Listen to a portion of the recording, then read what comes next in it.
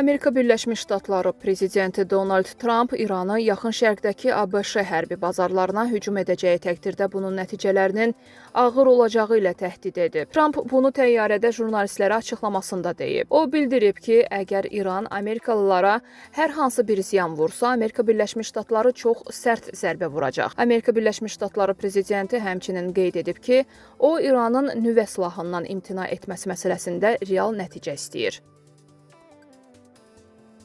İsrail ordusunun gecə boyu endirdiyi zərbələr zamanı İran Silahlı Qüvvələrinin Hatam Al-Anbiya mərkəzi qərargahının rəisi Səpah generalı Əli Şadmani öldürülüb. Bu barədə məlumatı İsrail Müdafiə Ordusunun mətbuat xidməti yayıb.